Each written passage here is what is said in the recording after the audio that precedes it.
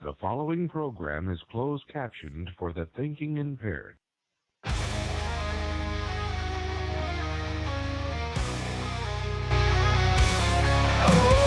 I can't fight this feeling any longer, and yet I'm still all afraid to let it flow.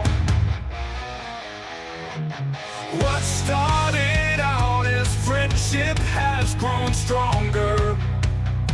I only wish I had the strength to let it show.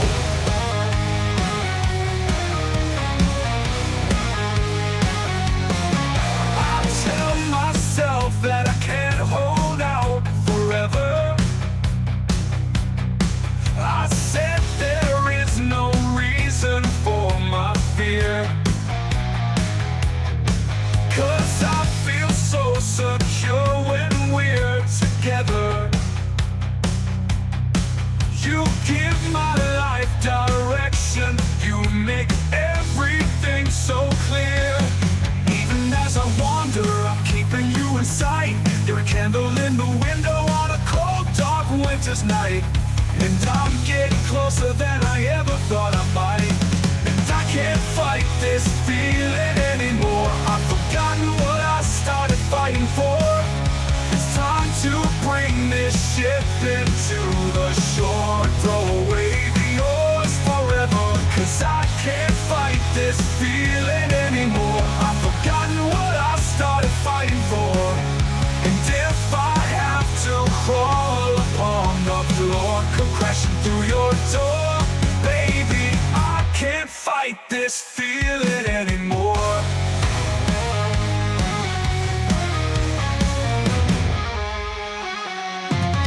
My life has been such a whirlwind since I saw you. I've been running around in circles in my mind, and it always seems that I'm following you, girl, 'cause you take me to the places that alone I'd never find. Even as I wander, I'm keeping you in sight. You're a candle in the window on a cold, dark winter's night. And I'm getting closer than I ever thought I might. And I can't fight this feeling anymore. I've forgotten what I started fighting for. It's time to bring this ship into the shore. Throw away the oars forever, 'cause I can't fight this feeling anymore. I've forgotten what I started fighting for. And if I have to crawl upon the floor, come crashing through your door, baby, I can't fight this feeling anymore.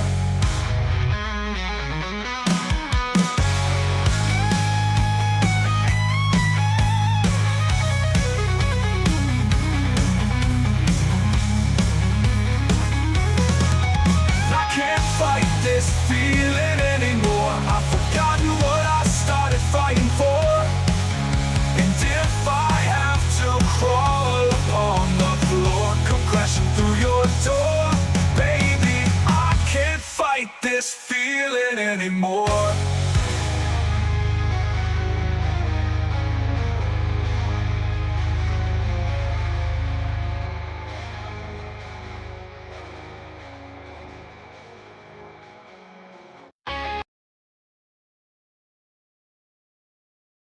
The following program is closed captioned for the thinking impaired.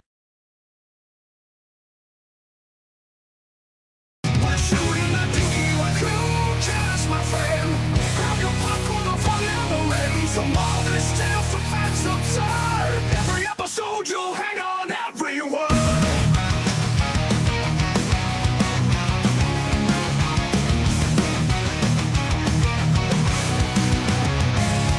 He's got stories that'll make you grin. From the depths of bizarre, just dive in. Laugh so hard you'll fall off your seat. The kind of show that can't be beat. The dookie, it's a wild ride. Join Blue Janice and let your worries slide. Every crazy moment's a delight. Tune in now, that's your day right. Tune in, the dookie, it's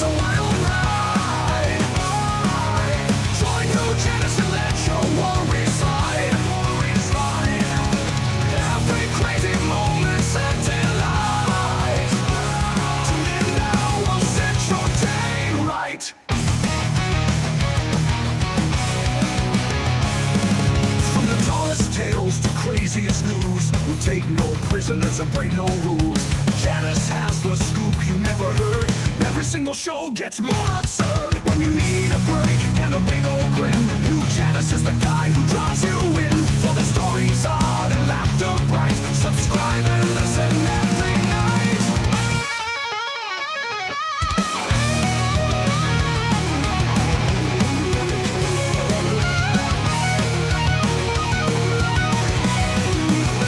Shooting the dookie, it's a wild ride. Join new Janice and that show while we slide.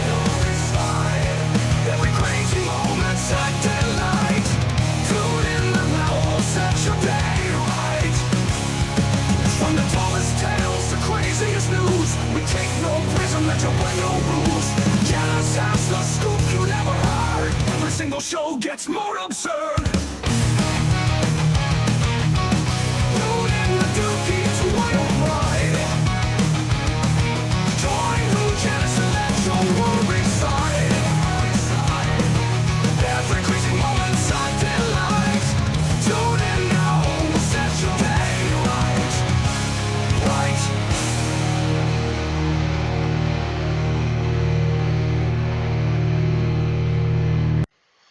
All right, yo, Hugh Janus, and this is Shooting the Dookie with me, Hugh Janus. Just bored. I didn't know what to do. I'm kind of, I don't know, trying to decide what I really want to do. Figure I'd just throw one of these up and see what the hell goes on. What's up there, Facts Porcupine Podcast? How you doing there? Man, I don't know. Just kind of winging it. Trying to get into the swing of things. Kind of sucks I don't have a co-host right now, but you know what? Yeah, eventually. So, yeah, no, I don't know. Just,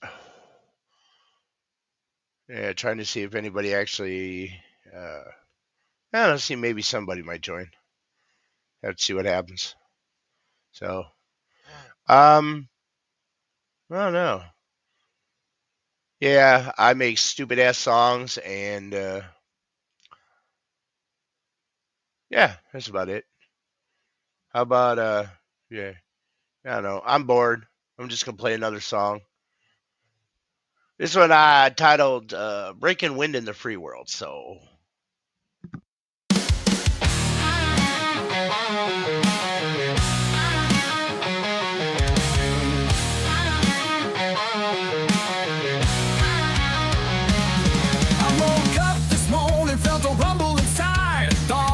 Train, but my gut had lied. Tried to keep it quiet, but the sound was loud. Now I'm the center of attention in the coffee crowd.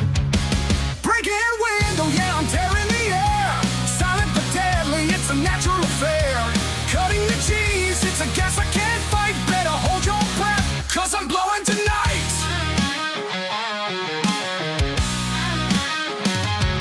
At the family dinner, thought I'd slip one by, but it crept out slowly like a stealthy spy. Uncle Bob's face turned green and Sue took a dive. My little brother yelled, that's why I'm alive. Breaking wind, oh yeah, I'm tearing the air. Silent but deadly, it's a natural affair. Cutting the cheese, it's a gas I can't fight. Better hold your breath, cause I'm blowing tonight. At the family dinner, thought I'd slip one by, but it crept out slowly like a stealthy spy. Uncle Bob's face turned green and Sue took a dive. My little brother yelled, that's why I'm alive. Breaking wind, oh yeah, I'm tearing the air. Silent but deadly, it's a natural affair. Cutting the cheese, it's a gas I can't fight. Better hold your breath, cause I'm blowing tonight. At the family, a little methane melody from deep inside me. An organic orchestra, let's set it free. Oh, I don't need no beans, I don't need no brew. Just give me one burrito and I'll clear the room. In the mosh pit tonight, I let one fly. The crowd split in half like the Red Sea, my God. The bass player fainted, the drummer lost the beat. My flatulent solo brought him to the beat. Breaking wind, oh yeah, I'm tearing the air. Silent but deadly, it's a natural affair. cheese, it's a gas I can't fight. Better hold your breath, cause I'm blowing tonight. Breaking wind, oh yeah, I'm tearing the air. Silent but deadly, it's a natural affair. Cutting the cheese, it's a gas I can't fight. Better hold your breath, cause I'm blowing tonight. Excuse me, popped up the windman of the wind. Yeah! We're breaking land in the free world. All right. Yeah, that's one of the boring things I do. I don't know. Video gamer, so I hate when sweaty players try and like bust your ass on there. So yeah, why not? Sweaty players suck.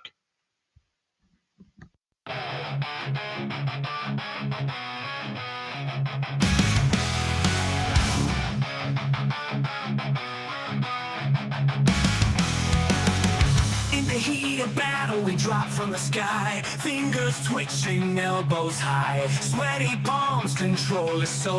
Victory's the punchline, only pros have joked. Loot and scoot, hit the ground fast. Snipers lurking, adrenaline blast. Shield cells pumping, hearts are racing. In this chaos, we are chasing. Sweaty players dodging storms.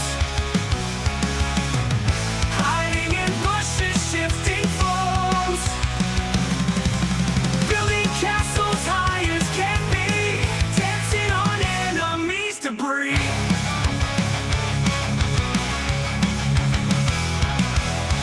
Legends breathing heavy, they got no chill. Spamming grenades, they've got the skill. Ammo low, but spirits high. In this match, no one wants to die. Ping the spots where danger lies. Revive and reboot friends that try. It's all good in this wild ride. Getting clutch brings comic pride. Sweaty players dodging storms. Hiding in bushes, shifting forms. Building castles high as can be. Dancing on enemies' debris.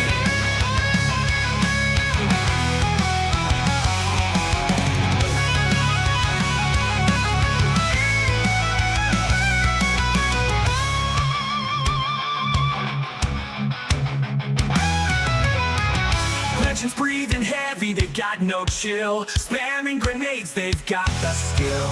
Ammo low, but spirits high. In this match, no one wants to die. Ping the spots where danger lies. Revive and reboot friends that try. It's all good in this wild ride. Getting clutch brings comic pride. Sweaty players dodging storms. Hiding in bushes, shifting forms. Building castles high as can be. Dancing on enemies' debris. Dancing on enemies' debris.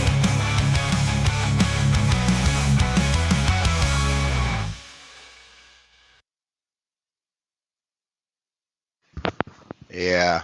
Oh boy. Huh. Oh, somebody's typing to me in Discord. Okay. But yeah, I don't know. Let's see. How about a song about a cheeseburger? I want a cheeseburger. What? I'm hungry for a cheeseburger. What? Sitting at home, bored out of my head, watching TV and something was said, talking about this bar, a real hole in the wall. Then in my mind I hear that call. That greasy ass meat, all covered in cheese. Ketchup and mustard, just enough to please. Bacon and a pickle, that's all it's got. Damn, that burger will hit the spot. Cheeseburger. What? I need a cheeseburger. What? It comes with an order of fries. Think I'm gonna get the double size. Here comes the bartender. I order my meal, it's only $7.99, man, that's a great deal. I order a beer as I sit and wait. My food is coming out, I can see the plate. Cheeseburger. What? I need a cheeseburger. double size. 2 whole pounds all covered in cheddar. Nothing else could make this taste better. I finished my food, my knees feel weak. I definitely will be back next week. Cheeseburger! What? I need a cheeseburger! What? It comes with an order of fries. Think I'm gonna get the double size.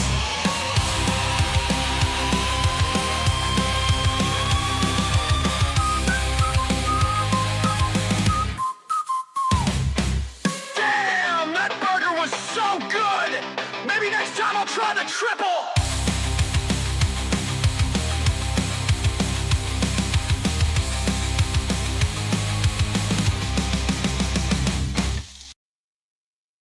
Yeah.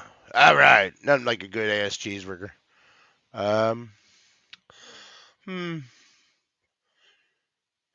More food related. How about this? Tacos and true love.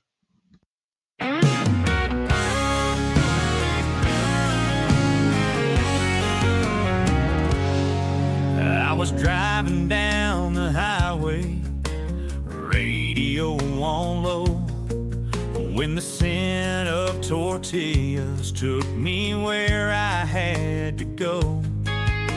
Pulled into that roadside stand, it felt just like a dream. Saw you slinging salsa in your faded blue jeans. Your smile was spicing up my day. One bite and I was swept away. I've got a love for tacos and it's all wrapped up in you. From the smoky barbacoa to that fiery salsa too. Every bite's a little magic, every glance just pulls me in. My heart's as full as my plate's been since the moment you walked in. Now Friday nights are sacred, it's our weekly taco date. Soft shells, a crunchy girl, they always taste so great. We laugh and share a cold one while the stars light up the sky.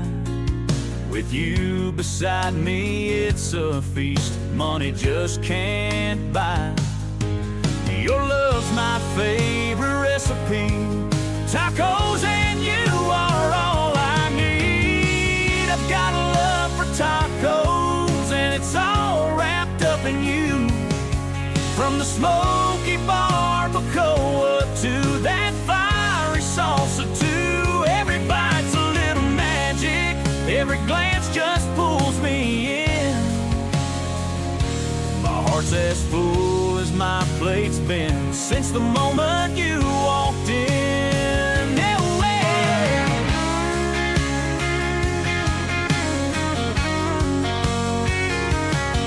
Some folks find love in fancy things, but mine's in tacos and diamond rings. As long as you're my spicy muse, I'll take carne asada and say I do. I've got a love for tacos and it's all wrapped up in you. From the smoky barbacoa to that fiery salsa too. Every bite's a little magic, every glance just pulls me in. My heart's as full as my plate's been since the moment you walked in. So let's keep the tacos coming and the love forever true. 'Cause there's nothing in this whole wide world as perfect as me and you.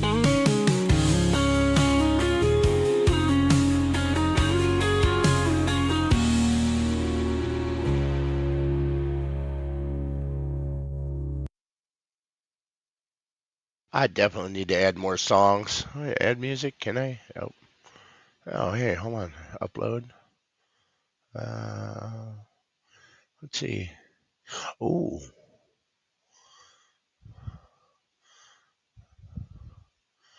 Wait, no.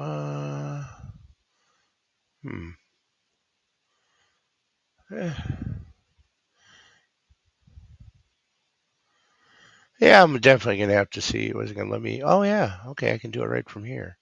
Cool. No, that's Serena. No, no. Oh, I wonder. Hmm. Uh. Hmm. No, I definitely need to make some more songs or download more of my stuff. Okay, cancel that. Let's see. How about? Uh, hmm. Wait, hold on. Let's see something. Did I put that in here already? I might have. Uh, Here we go. A little bit of a cover from Steve Miller. Steve Miller Band. Little jet airliner.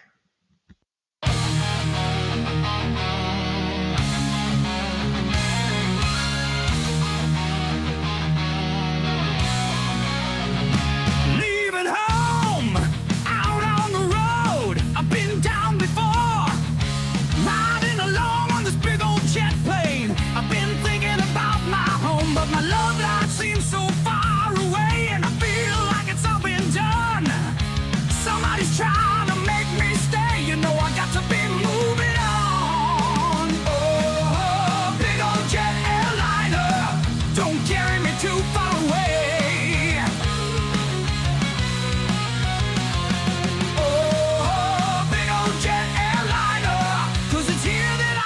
To stay.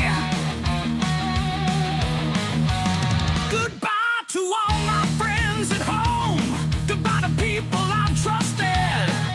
I've got to go out and make my way. I might get rich, you know I might get busted, but my heart keeps calling me backwards as I get on the 707. Riding high, I got tears in my eyes. You know you got to go through hell before you get to heaven. Big old jet airliner, don't carry me too far away. Oh, big old jet airliner, 'cause it's here that I've got to stay.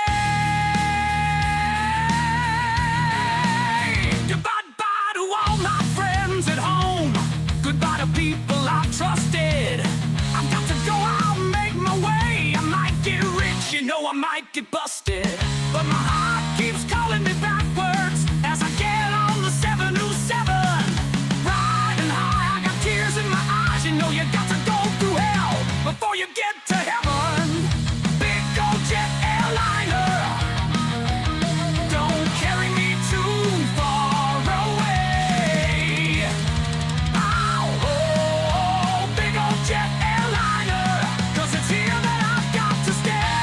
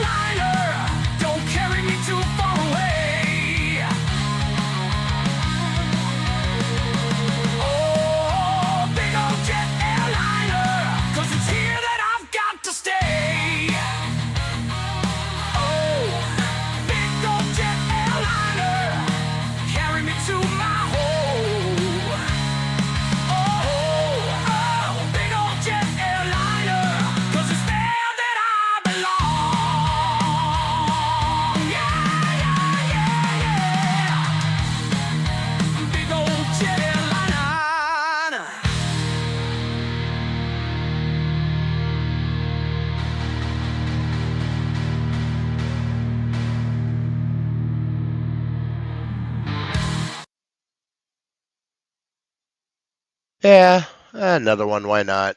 What do we want to do here? Yeah, here we go. Little cover of Boston. Oh,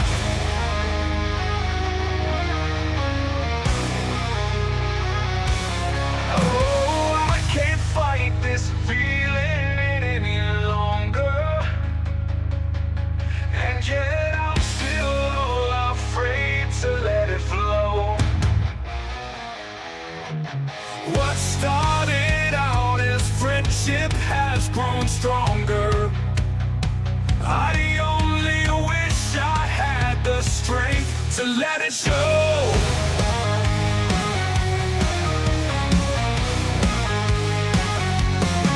I tell myself that I can't hold out forever. I said there is no reason for my fear, 'cause I feel so secure when we're together. You give my life direction. You make everything so clear. Even as I wander, I'm keeping you in sight. You're a candle in the window on a cold, dark winter's night. And I'm getting closer than I ever thought I might. And I can't fight this feeling anymore. I've forgotten what I started fighting for.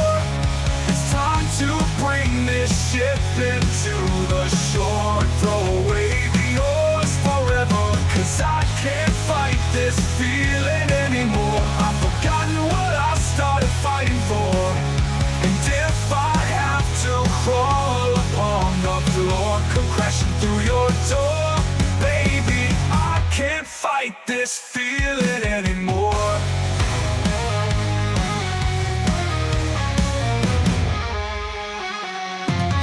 My life has been such a whirlwind since I saw you. I've been running around in circles in my mind, and it always seems that I'm following you, girl. 'Cause you take me to the places that alone I'd never find. Even as I wander, I'm keeping you in sight. You're a candle in the window on a cold, dark winter's night. And I'm getting closer than I ever thought I might. And I can't fight this feeling anymore. I've forgotten what I started fighting for. Wow, I didn't even realize I was playing the wrong song. Huh. Well, ain't that a bit of a bitch? Yeah. Here we go. Play this and then I'm done. Ain't nobody listening anyway, so. Learn to drive, bitches.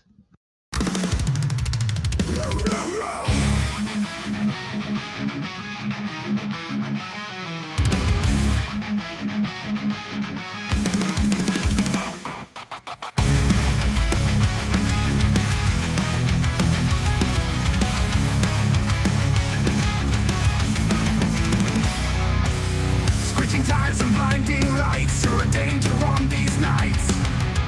Learn to drive from hell in hell, can't you hear the engines yellow? Red lights flash and you just fly. Slow the fuck down, don't make me cry. Road rage boarding, I'm losing my mind. You're the worst driver I can find. Learn to fucking drive, it's not that hard. But tell the fucking phone, you're on guard. Chaos reigns with every turn. In this metal hell, let's watch you burn. Tailgating like you're in a race, screaming curses, I can't keep pace.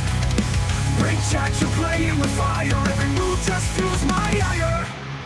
Swerving lanes like a drunken fool. You're the reason I'm losing my cool. Road rage boiling, it's hard to cope. You're a hazard, no chance of hope. Learn to fucking drive, it's not that hard. But tell the fucking phone, you're on guard. Chaos reigns with every turn. In this metal hell, let's watch you burn. Learn to fucking drive, it's not that hard. But tell the fucking phone, you're on guard. Chaos reigns with every turn. In this metal hell, let's watch you burn. Let's watch you burn. It's a game, you're playing with fate. Every second wasted, it's driving me straight into madness. This road's a tomb with your reckless moves. You'll seal my doom. Learn to fucking drive, it's not that hard. Put down the fucking phone, you're on guard. Chaos reigns with every turn. In this metal hell, let's watch you burn. Let's watch you burn. Let's watch you burn. So heed my warning, take it to heart. Slow the fuck down, don't tear us apart. In this twisted metal, we'll fight to survive. For the love of God, learn to fucking drive. Let's watch you burn. Let's watch you burn. Let's watch you burn. Let's watch you burn. Let's watch you burn. Let's watch you burn.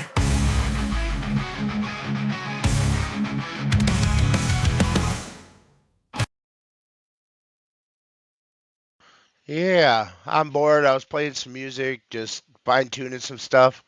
I don't know. I haven't really talked much about anything. Hey, if you want to call in, Eric, feel free. Oh, yep, there he is. How's your weekends There been, he Q? is. What's happening? I don't have a whole lot. I'm sitting in my kitchen. I'm just running the dishwasher, washing up some dirty dishes. Hmm. Yeah, well, Yeah, yeah, well, they got to get done.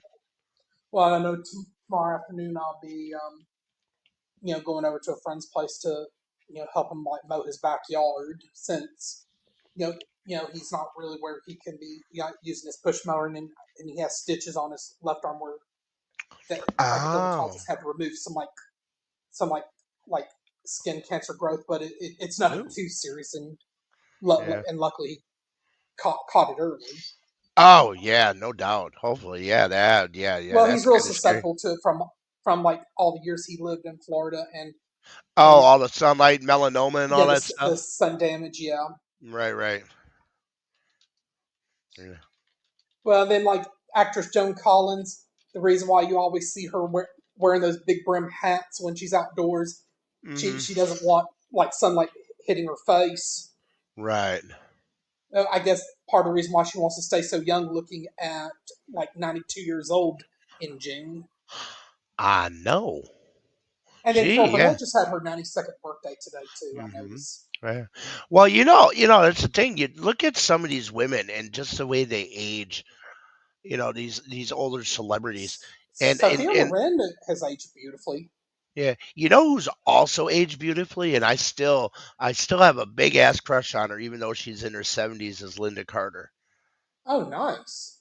Yes. Oh, she looks And amazing. then Allison Hannigan, you probably know her from How I Met Your Mother and Buffy the Vampire Yeah, Slayer. yeah, yeah, yeah. Yeah, she's like a couple years younger than you are, but you would probably swear she looks like she's in her late 20s, early 30s. Yeah, I know.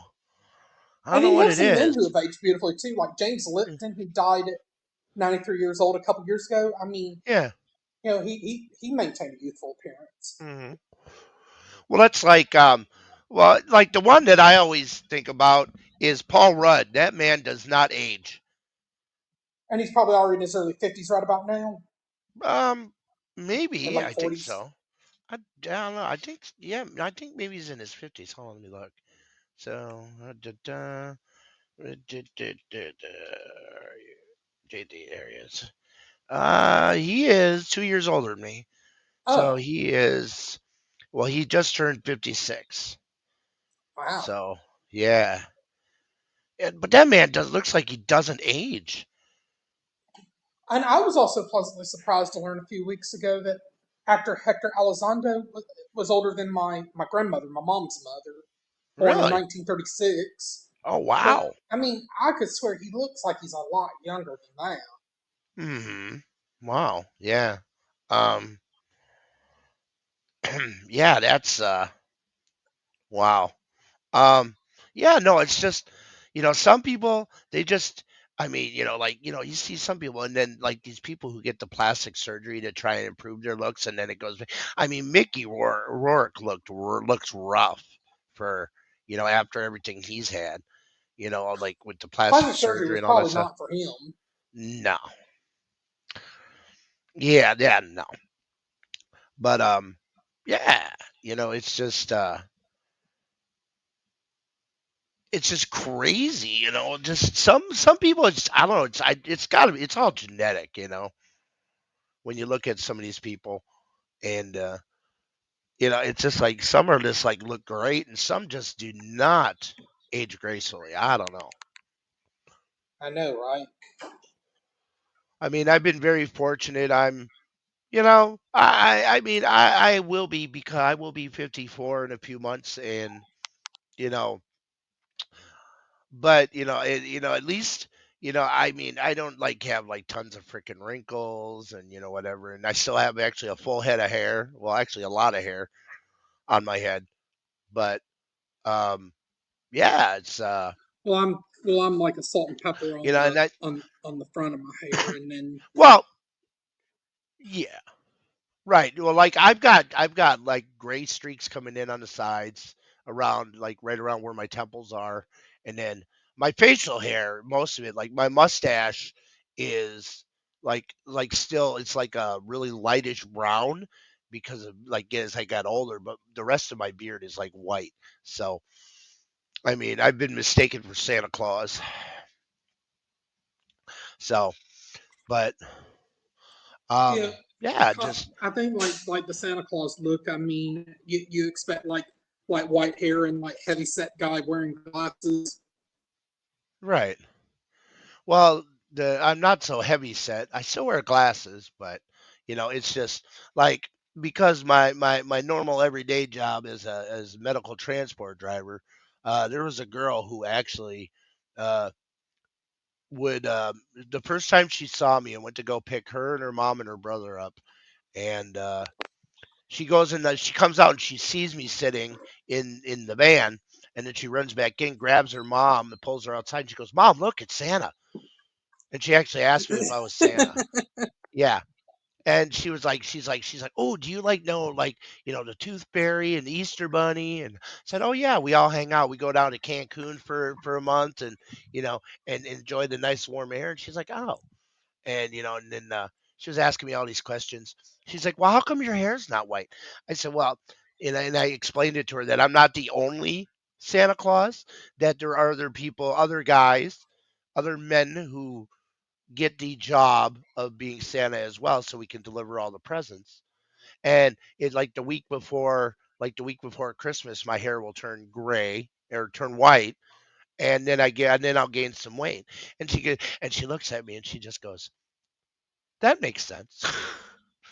I Mhm. mean, yeah. And now she's like in high school, and because this is a few years ago. But yeah, now she's all in high school, and kind of like, she's like, just kind of like the last time I saw her, she's just like, "Oh, hey." So "What? No high Santa for me?" And she's like, "Eh." I was like, "Ah, teenagers." Oh, so it's new with you there, Eric. Well, I'm just about ready for the month of April to be over. I know that's only just 4 days away, of course. Yeah. Well.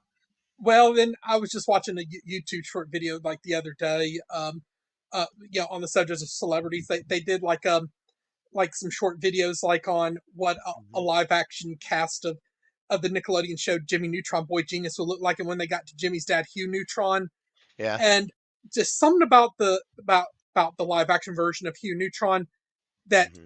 just screamed Jason Sudeikis. That if they did a live action Jimmy Neutron Yeah. movie, Jason Right. Sudeikis would be perfect as Jimmy's dad. Right. Well, that's like back in the day when they were talking about casting the first X-Men movie.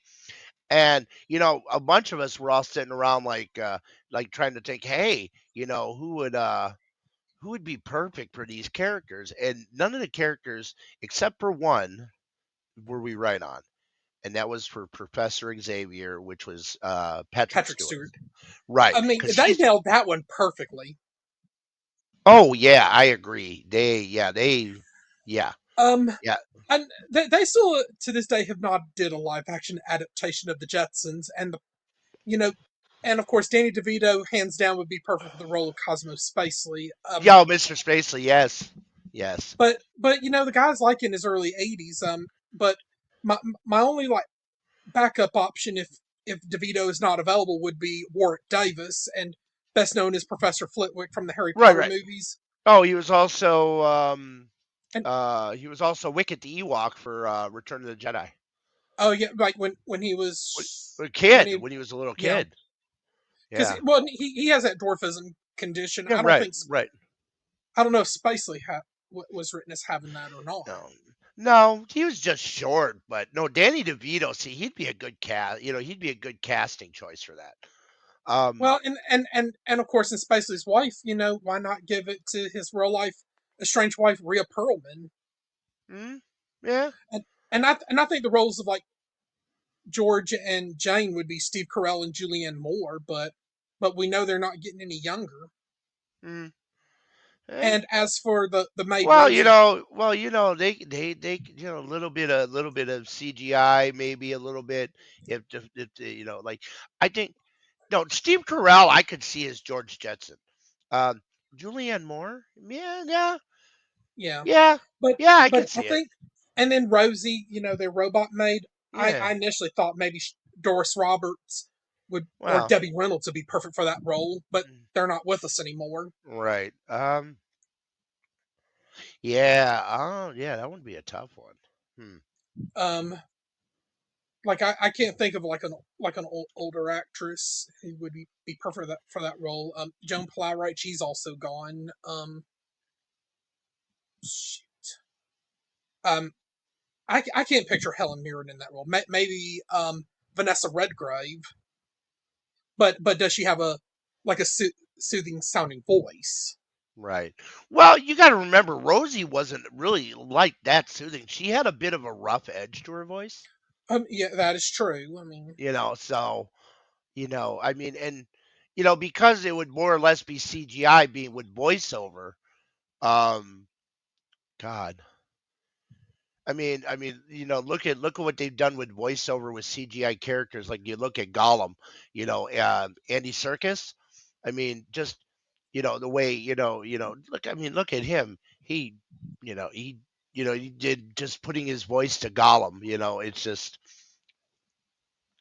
you know yeah. that's the one thing I like about voice actors because when you voice a character, there's no preconceived way you have to look. I mean, you could go in and record your lines in your goddamn pajamas. You could sit around in your underwear in a big beanbag chair eating Cheetos, and record your lines. You know. Well, and I know some voice actors, to try to make the like when it comes to like animated movies or if Mhm. their faces and bodies are not seen in the movies, Mhm. they'll like resort to like behind the scenes antics in their Oh yeah. recordings, like if they're talking to like an animal, it's like they will have an animal like in the studio Huh? or like on the other side of the plexiglass that they could see, and Right. to try to give it some like a realistic sound to it, and Right. Well, so it's basically they're putting on like a Mhm. performance in order to get the audience to listen to them. Right. Well, that's like like one of the greatest voice actors of that's still actively working is Frank Welker. And Frank Welker because he does the voice for Oh he yeah, took a over lot the of animated voicing for characters. Fred from Scooby Doo. He also does Scooby Doo. Mm-hmm. Um, he does the voice of Megatron from Transformers from the original series. Um, and just his like and like other voice actors like Rob Paulson. I mean that man was Pinky from Pinky and the Brain, him and Maurice LaMarche.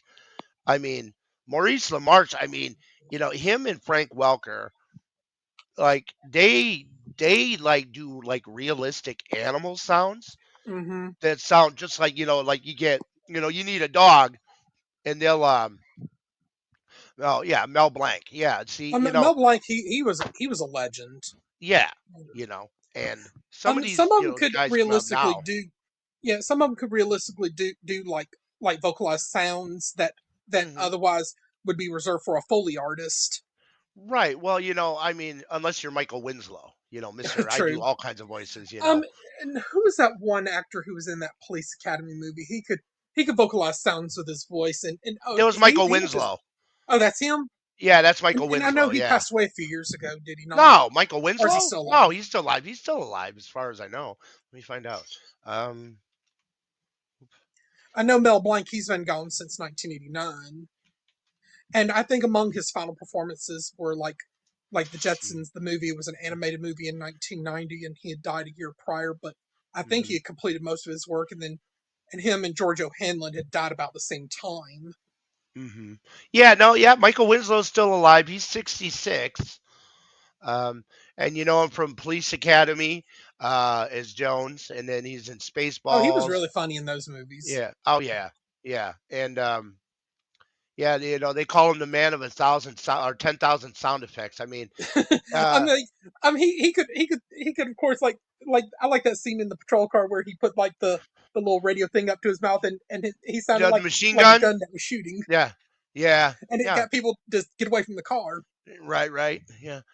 Yeah, yeah. Oh God, yeah. No, just or like when he was doing the fight with those guys, and he was doing. I mean, I hate to do the stereotyping thing, but he did the stereotyping where he's like, oh, you want to fight? Fight me! And he was moving his lips different from what his voice sounded like. He was doing like being an English voiceover, or when they dub something in English from another country. Hmm. So, um, Because yeah, I mean, like I've seen that in a couple of movies, like where to us it sounds like they're speaking English, but the actor in question probably doesn't even know a lick of English, and you could tell by watching like the lip syncing. well, yeah. Well, what they try like with animated stuff, what they do is they try and keep the dialogue as close to the best translation that they can, but they try to match it with. They actually have the person doing the voice will look at their character, and as they move the animated mouth moves, they'll try and copy, to make it look like they're trying to talk just like they are in the Mhm. animated stuff. Um, I've like seen like modern day animation techniques where they will probably CGI the actor, mhm. to kind of give like the artist like a realistic feel of the act of like Well, the yeah, no, character, but that's motion capture. Yeah, like mocap. but Yeah, like or it might be kind of like a hybrid version because if you look at the right, Little Mermaid, for example, like Jodie right. Benson voiced Mhm, Ariel, but like mhm, the physical likeness of Ariel was inspired by Alyssa Milano. mhm. Pat Carroll was voiced Ursula, but Ursula's you know physical design was based off of Divine. Oh, divine. Yeah, right. Hmm. Yeah, I mean, it's But just and these people, a lot of people, they think of like, they'll see an actor on TV or they'll see somebody in a movie, but they don't realize that a lot of these actors actually, do a lot of voiceover stuff. You look at like Mark Hamill. What is he most hmm famous for? Joker in the animated Batman, Well, yeah, but he's and Luke he's famous for Skywalker. Luke Skywalker in Star Right. Wars. Right. He's Luke Skywalker, but yeah, he's voiced the Joker, um what's He's been he in like does a couple other another. movies too. Yeah, he's done like Fire Lord Ozaku from The Last The Night the Lights Went Airbender. Out in Georgia. Well, Yeah. yeah, and oh no, speaking of Mel Blanc, I still think it's funny that the only time I had ever seen Mel Blanc in an actual live action role, there was a small scene in the movie. It was 80s movie with Dave Thomas and Rick Moranis, Strange Brew, based on their Oh, characters nice. from SCTV. And you had a role where they walk into their parents' room and their parents are like having sex, and the father was Mel Blanc, and you saw his actual face. He's like saying something like "shut the goddamn door," and or something like that. And yeah, but it was funny as hell. Uh, Well, It's kind of and like I'm trying to and I think of the know like movie. his like normal talk voice when he wasn't in character of I think it kind of sounded almost similar to some of his characters, and plus Right. he also had a smoking habit that Mhm. gave him that distinct sound. Right. Well, when he talked, it kind of sounded like the voice he used for, True. characters. You know, like for Yosemite Sam, it was kind of, I would assume, was kind of close to his actual voice, just a little Hmm. less gruff and a little more soft spoken. Trying to think of who else. But yeah, no, like you look at people, like some of like my favorite shows you get, like animated stuff like G.I. Joe. Um like the lead character Duke was voiced by a voice actor named Michael Bell, and but um he did the voice of Duke for G.I. Joe, but like he also did stuff for Transformers at the same time. He was Prowl, um, one of the Constructicons. I can't remember which one, but I mean, these guys, but they get a lot of freaking work. Like you look at, um, like if you think like Boy Meets World, Will Friedle. I mean, he went from doing, Boy Meets World, and then he went right into doing animation, as he was the character of Terry McGinnis, who became the new version of Batman under Bruce in Batman Batman Beyond. Beyond. I mean, people always have that argument. They're like, oh, Michael Keaton, he's the best Batman. Oh, you know, You know what would have Jack the Nicholson was Batman? the best Joker. Hmm. To me, the best Batman will always be, um, oh shit, I can't remember his goddamn name, but no, but my favorite Joker will always be Mark Hamill, and Kevin Conroy will always be my Batman. Because Um, I mean, I think of like that Batman movie franchise. Had they not, shifted the direction to where Joel Schumacher made it real campy, and mm, and Tim Burton stayed on, and Batman continued to have kind of like the dark tone to it. Like right. I know that I think Burton had expressed interest in bringing Billy D. Williams back in the Harvey Dent Two Face role, Mm, and I think there he wanted like Robin Williams for the Riddler, mm, and I think you know I I would imagine he might have originally wanted maybe like River Phoenix for the role of Dick Grayson and Robin, but yeah. since River Phoenix died, I think there was speculation of it being like Marlon Wayans or maybe River's brother Joaquin or Mm. but I mean Yeah, I don't there was think like a YouTube. Joaquin would have been good for that role. Well, But that's true too, yeah. but there was like a lesser known like child teen actor from the Sandlot and Mighty Ducks series named Michael Vitar, who would probably Hmm. been perfect for that role. Um, and then like, but the Batman Forever would not have been called Batman Forever; it would have been called Batman Continues. Yeah. Well, I mean, when they moved on, and then they came out with the Dark Knight, or the Batman Begins.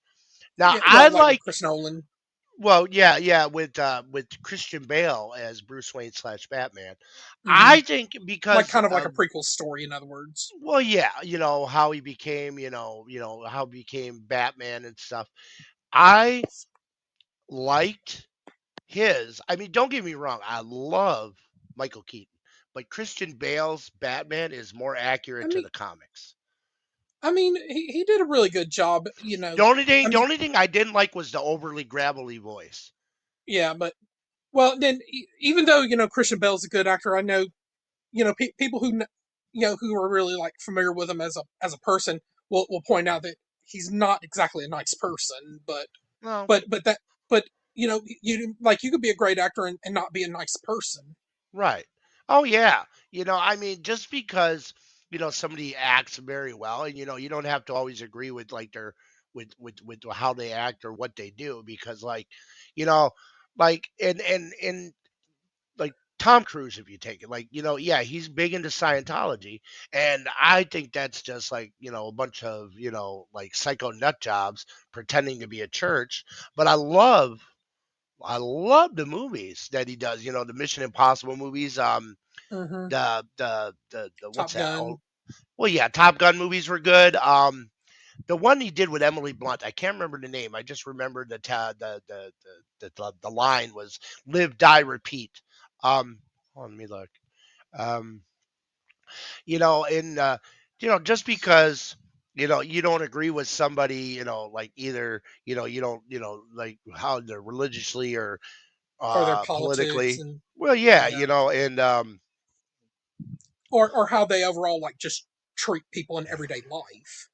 right, Unless it's something like that's ungodly, that right, you'd be like, hold on, that just crossed the line.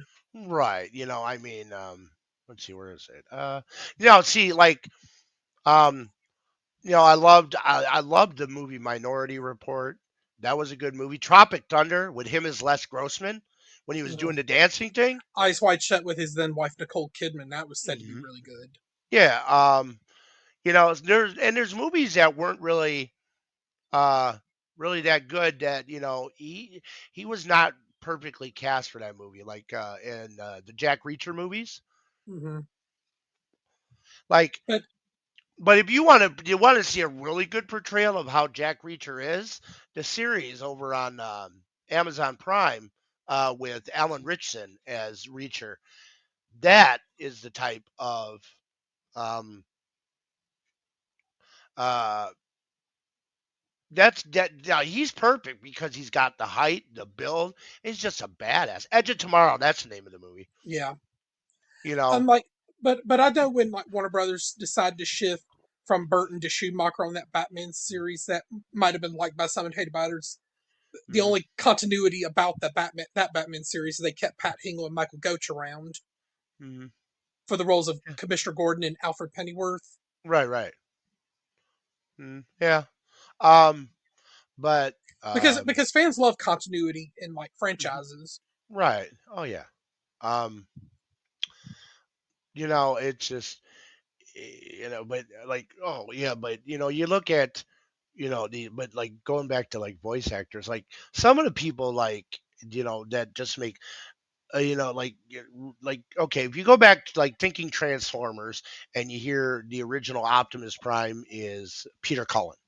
Now, when they after the first original show, they came out with second show, which was produced by some company in Canada, and they brought in another guy named Gary Chalk to do the voice of Optimus Primal, which was like a descendant, and because it was Beast Wars, and he transformed into a lowland gorilla, and in the series because in their beast forms they weren't susceptible to like overexposure to the energon, that high levels of energon that would short them out, but and then you go to and then like the other shows that they did, Hmm. and then they originally they brought them back for a lot of these shows, and oh, there's my kid, yeah. I'm trying to think. Yeah, These oh yeah, yeah. Oh, you could just say John this stuff. You don't have Ratzenberger. to. Right, right. John Ratzenberger. Yeah, I mean they always bring him in for some weird character for all those movies, for the Yeah, Pixar yeah. movies. Like Pixar and Disney must have some sort of exclusive contract with him, and Well, it's just they just bring him in because of his voice. I know just the way his voice is. Because like I remember him from The Incredibles and Incredibles 2 as the Underminer. Um, yeah, he was the Mac. He was Mac, the truck that hauled around Cars. uh, in Cars. Yeah, he was Lightning McQueen's truck. Mm-hmm. You know, Mm-hmm. um, just On the School of Fish and Finding Nemo, he was mhm, also Ham in the Toy Story movies. yeah, yeah, And he was PT in A Bug's Life, hmm, and he was the snow monster in Monsters Inc. right, right, right, yeah. Um, but yeah, but then when they brought in well, and then after when they were casting the live action Transformers movies, they brought in Peter Cullen to do the voice of Optimus Prime. The thing that kind of it wasn't bad performance, which was Hugo Weaving as Megatron for the first two, and then they brought him back, Frank Welker for Megatron in another the next one after that. Hmm. Um, but I think Frank Welker also did the voice of Astro in the Jetsons. I would believe so. I don't know. One Yeah, we and gotta look one him. one, and I think, and I would imagine Frank Welker's probably also getting on up there in years too, along with Oh Frank yeah, Oz and a couple other notable voice talents that are probably yeah. already well into their late 70s and Oh 80s, yeah. are pushing 90 right about now. So, um, yeah, he is 79. Uh, yeah, So pushing he's 80 in other best known words. for doing Fred Jones from Scooby Doo since its inception in 1969, and then later he did Scooby Doo starting in 2002. So, um, And I was pleasantly surprised that the voice of Shaggy was done by Casey Kasem, mhm. like the top 40 radio host who was Yeah, famous for the quote of "Keep your feet on the ground and keep reaching for the stars." right, right. Uh, because him and Casey Kasem had actually both auditioned for opposite. Casey went for the role of Freddy, and Frank went for the voice of Shaggy. And uh, and yeah, and then they were like, "Wait, no, no, you guys got to do it this way." But I mean, you know, Oh, it worked out perfectly. yeah, and he's like, I think he's the only original Scooby Doo franchise actor that's Still uh, alive. well, he's the only original voice actor still involved. Um, he did like Jabberjaw, Dino Mutt, Dog Wonder, um, uh, God, what else was he in? Let's see. Oh, and the title character of Fang Face and this spin-off, Fang Face and Fang Puss, Heckle and Jekyll. Oh, and Quackula and the New Adventures of Mighty Mouse and Heckle and Jekyll, Spike, Tyke, Droopy, Slick Wolf, Barney Bear, and on the Yeah. Tom and Jerry show. Yeah, what else? Oh, he did Doctor Claw and Mad Cat on Inspector Gadget. Um, Wow. yeah. I wonder if he made a cameo in the live action Inspector Gadget movie with Matthew Broderick and Oh, Rupert Everett. I don't know. Um, he also did Wild Bill, uh, the Dreadnought Torch, and various other GI Joe's heroes and villains in GI Joe. He was Scooter in Challenge of the GoBots, Ray Stantz and Slimer in the Real Ghostbusters. Um, and let's see, and multiple voices on the Smurfs, like Hefty, Poet, Peewit, and yeah, I mean, he also did the voices or the characters that carried the for Santa's Little Helper and Snowball 2 in The Simpsons. Um, Hmm. oh, he also did what else? Let's see. I'm trying to look here. See, there's so many. Uh, oh, oh shoot. Okay, let's see. He did the voices for the whales in Free Willy 2, Shao Kahn and Reptile in the Mortal Kombat movie from 1985, the Penguins in Popper's Penguins, uh, Spock screams in Star Trek 3: The Search for Spock. Um, let's see. Uh, oh, he did George from the children's series Curious George. Um, and then when they did the second Garfield movie, he after Bill Murray left because after Lorenzo Music died. Um, Um, and I know like some of like the voice actors like in like the Muppets and Sesame Street franchise. You had a lot of them like have longevity, like Carol Spinney and Jerry hmm Nelson, right. and there was this one guy named Richard. He was there during the earlier seasons, but he sadly succumbed to the HIV/AIDS virus in the early '90s. And I know Jim Henson himself, and hmm then and then you have like newer like voice actors who've managed to like replicate those iconic voices like Matt Vogel, Mm-hmm. and then like Kevin Clash. He was a good voice artist until some like personal life dramas got him in trouble. Mm-hmm. But yeah, I mean, Frank Welker. If you've seen like just in Transformers alone, he voiced Megatron, Soundwave, Skywarp, Mixmaster, Rumble, Frenzy, Ravage, Ratbat, as well as the Autobots Mirage, Trailbreaker, and Sludge. And then he took on the role of Yeah. Wheelie in the movie. And then after Leonard Nimoy had done the role of voice of Galvatron in the movie, the Transformers movie from '86, he also took on that voice of Galvatron and also the characters of Chrome Dome and Pinpointer. I mean, and yeah, I mean, just uh, okay, and then I mean, it's just his filmography, just in voice. Uh, he did voices, the vocal for a Capuchin Monkey in Raiders of the Lost Ark. He did the barking for he did Cujo Mm-hmm. in Gremlins. He was Stripe, Mowgli, and the Gremlins. I mean, let's see, GoBots. No, wait, no, Space Camp. He was Jinx the robot. Um, let's see, G.I. Joe the movie. He was Torch, Wild Bill, and then another character named Order. I mean, the man has like in it just his resume is crazy. He did the vocal sounds in Teenage Mutant Ninja Turtles 2, The Secret of the Use of Toka and Razor. You know, um, yeah, I mean, it's crazy.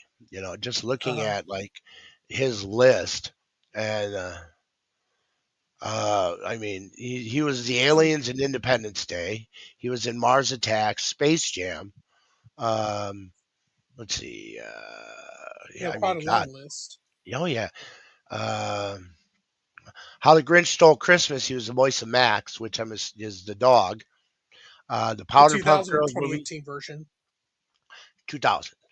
Oh yeah, with Jim Carrey and Josh Ryan Evans. Hmm. I mean, he was in Looney Tunes Back in Action as Scooby Doo.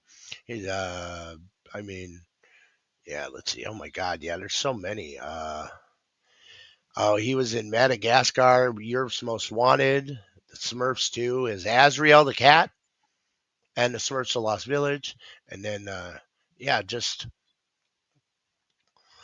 uh, you know, Um, yeah. and I think like on like this subject of like animated franchises getting like live action adaptations, like Hmm.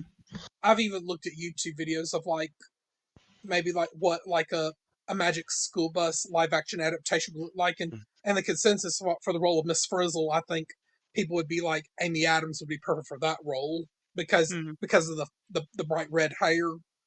Um, Hmm. but like in the casting on the live action Little Mermaid, even that I look at like Javier Bardem wasn't too bad as Triton, but I think the consensus would have been Liam Neeson and the role of Scuttle, even though Aquafina as Scuttle wasn't too bad, I would have thought they would have went with somebody more comedic like James Corden. And for the role of Prince Eric, had they not picked Jonah Howard King, I would have probably been that they. I bet who would be perfect? Like Shawn Mendes would have been great in that role. Okay. Yeah. Yeah. Oh, did you see that they're actually coming out with that live action Lilo and Stitch? That they're working on that, yes. But I haven't. But I think it should be released either sometime later this year or next year. Well, I just there's I think there's a hold on, let's see, hold on, I oh, know they already had that live action Snow 2025. White, It's coming out. Yeah. probably around like the No, it actually holidays. no May 23rd. Oh, and just like shoot 2-3 months after Snow White. Yeah, Snow White though was kind of that actually kind of bombed from what I Yeah, understand. yeah, it was a real disappointment. Mhm. Um, Because I think Disney could have done better. Mm. Yeah, I mean, um, and yeah, no, if you get a chance, yeah, I mean, the official trailer is actually up. It's supposed to come out on May 23rd. So, but yeah, I'd be willing to go see that in the theater because just just the little girl they got to play Lilo, she's adorable. Oh yeah, I think it's a newcomer they were able to Hmm. find.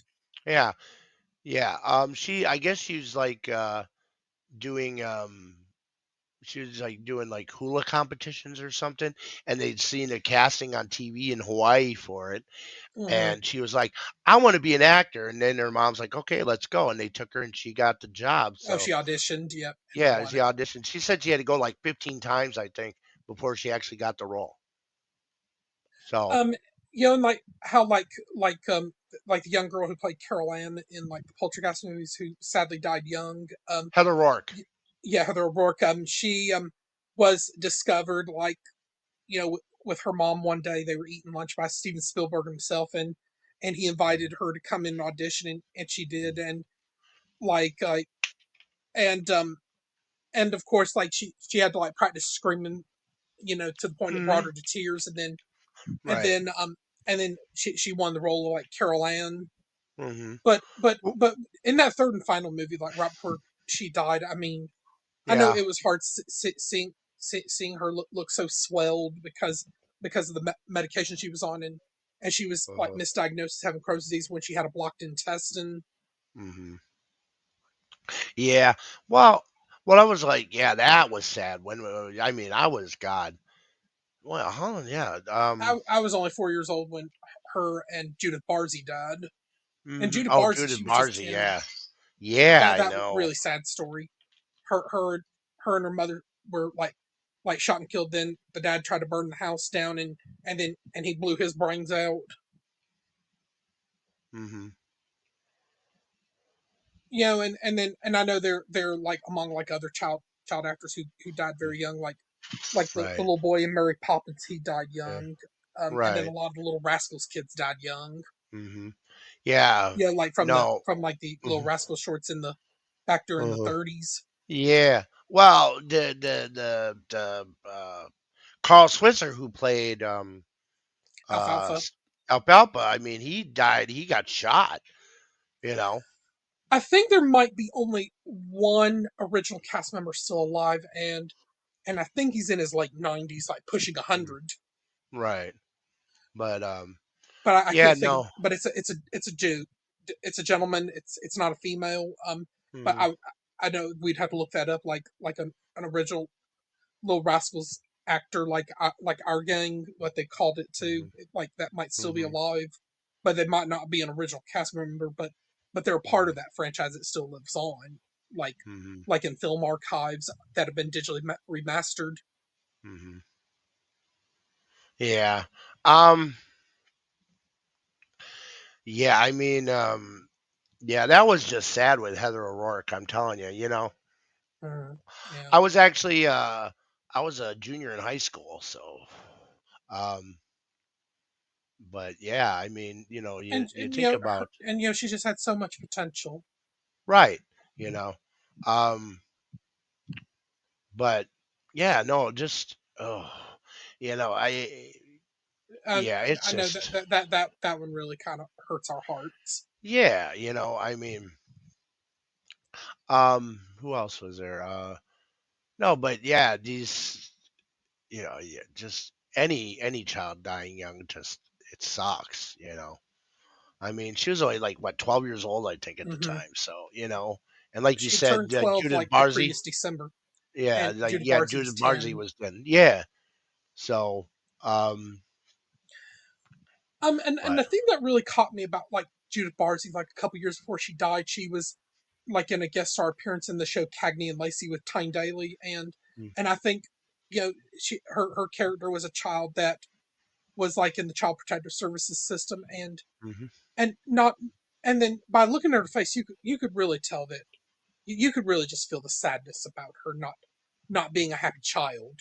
right, yeah, Like and and oftentimes you have parents who put push their kids, into showbiz, whether their kids want to be in it or not, because Right. because because like it's like they see dollar signs, and and the only downside about the entertainment industry is they're known for exploiting people. Hmm. Yeah, I I mean, mean, you look at some of the reality competition shows in primetime nowadays, like the Bachelor and Bachelorette franchise to mhm, Survivor and Big Brother, right. and you'd probably think that some of these shows, like having like lesser known people, it's almost like Sally Jesse Raphael, Jenny Jones, Maury Povich, Geraldo Rivera, and Jerry Springer on steroids. Yeah, oh god. Well, no, I mean, you look at those. What is it? Oh, the shows, and I hate to say it, a lot of those like reality shows, like that, are just garbage. They're like a lot of it's like predetermined. You look at how they just exploited Mm-hmm. people. I mean, look at Teen Mom. I mean, the people that used to work on that show are like, you know, like, Toddlers and hey, Tiaras is another one well, too. yeah, oh yeah, and then here comes Honey Boo Boo. You know. And then 90 Day Fiance, Mhm. because Well, yeah, but like no, the one like the Teen Mom ones and stuff, oh there were yeah, like people that worked on the crew that were like, yeah, they wanted to literally, report these people to fucking child services because um, they were and it was law like enforcement, yeah. dirty and disgusting and you know conditions that these people lived in. We just had one here in Wisconsin. I think it was here in Wisconsin. Yeah, no, actually here in my city. Um, there was a mother who just got like child endangerment because the house was dirty. It was like cluttered and garbage strewn everywhere. And her two kids slept in a bedroom next to two dead dogs that were Jesus just died in the Christ. bedroom. Yeah. Oh yeah. Oh my Uh. lord. Yeah. I mean, hold on. Let's see. Um, Uh. Um. you know, Oh yeah. Here we go. Let's see. Is that the one? Yeah.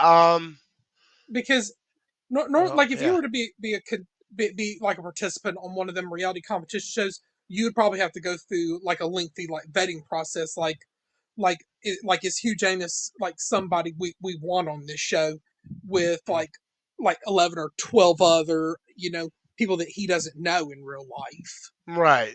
Well, a lot of that shit is like pre-scripted, predetermined, but Well, you because know, I know they're going to look for people who have like real like over the top engaging personalities, right, because they want right, somebody with a persona that can right. that can bring Oh viewers yeah. in. Well, look at like what's that old MTV show? Not Road Rules. Oh God. Oh, no, I can't remember. But one of the wrestlers in WWE, Michael Mizanin, he goes by the Miz.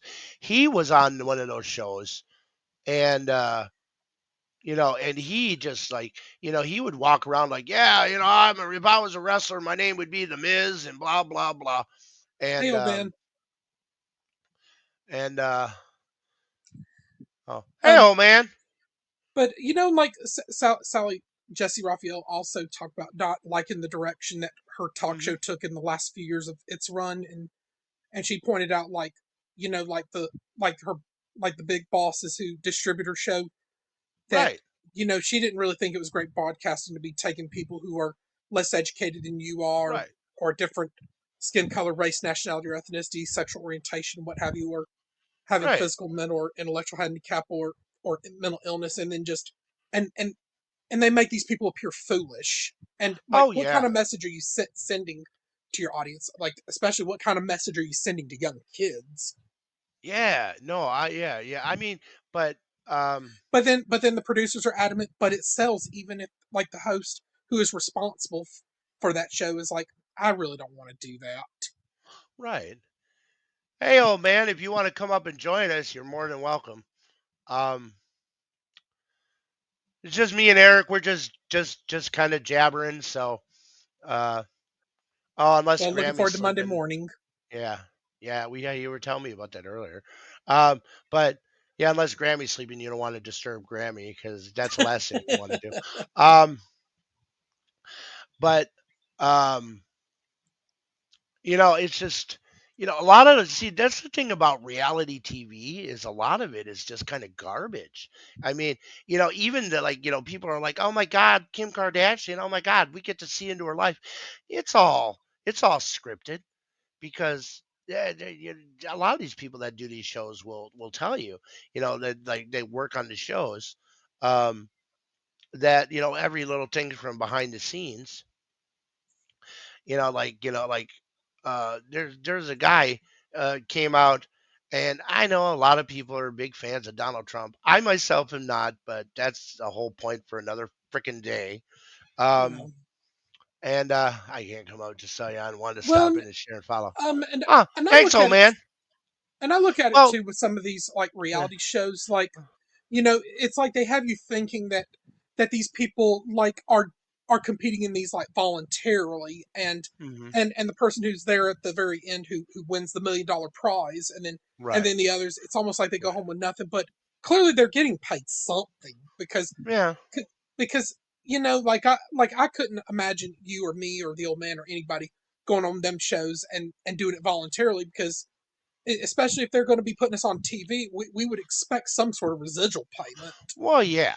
I'm sure, people are getting paid. They're getting something, some kind of compensation for that stuff.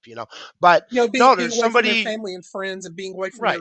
their Right. jobs. Right. Well, that's like there's a guy that he used to work on The Apprentice, and and they literally said, like, he would say, yeah, they were going to try and do the show in Trump Tower, but they said that the his boardroom, or the room they were going to use for the show, was so gaudy looking that they literally just built a set at the studio for him to Hmm. use. You know, I mean, and they tried to make it appear like he was already a billionaire at the time.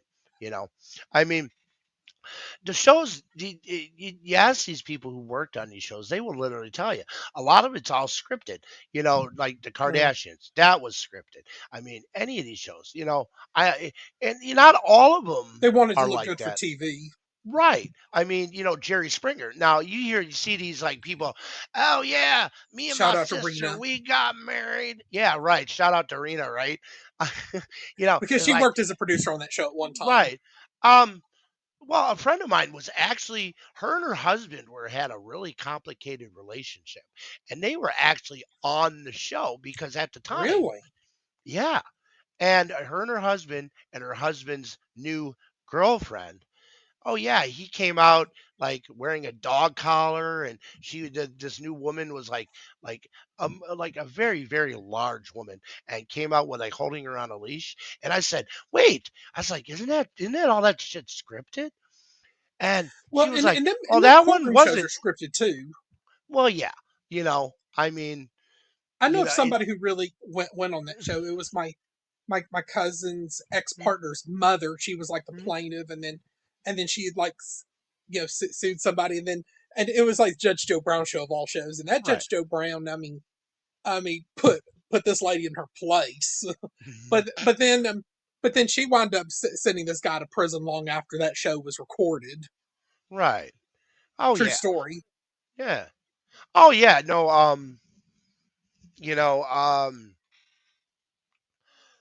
It's just yeah. The reality shows, most of all that stuff is it's basically it's like any regular TV show you'd watch on TV. It's scripted. You know, and Because like them courtroom shows like Judge Judy and the People's Court, like, and in a real life courtroom, a judge and like the litigants sitting at the plaintiffs and the defendants table, and the bailiff and the people right, sitting right, in the gallery, they've got to conduct themselves with decorum. but right. but but like Judge Mills Lane, when he was around, you wouldn't have Oh a Judge holler shut up off the top of his lungs, yeah, or I or loved I loved Mills Lane when he was doing the announcer he was gimmick for refereeing for like Mike Tyson and Evander Holyfield. but he was also did it for Celebrity Deathmatch on MTV when they do the little claymation stuff. Oh yeah. Oh, oh yeah, yeah. Oh God, yeah. Let's get it uh, on. um yeah and then or people like Judge Judy, like she might kind of because basically when Judge Judy's doing her courtroom shows, she's got to put on a judge performance that's Hmm. good for TV, or people are not going to Right. tune in. But in a real Right. life courtroom setting, she's got to have decorum. Right. I mean, yeah, they're gonna, flame it up for, flame it To up get for like ratings. TV. Right. Yeah. I mean, look at Judge Judy, that woman. Oh my God. She was, she was, she was good. I mean, I loved the attitude. And I think the Even though a lot of the, it I the know was best TV probably judge was Judge scripted. Wapner. Oh yeah, Judge Wapner. Yeah. Hmm. Those old school like TV personalities that that you saw back in the day. Like when you think about it, like Julia Child on TV, or Oh, I uh, loved her cooking shows. yeah, and then the one that I loved was Justin Wilson. Oh yeah, When he was funny. Oh yeah, I guarantee. The funny thing is my grandfather kind of looked like Justin Wilson when he got older. Yeah, not as heavy set, but I mean just in his facial features.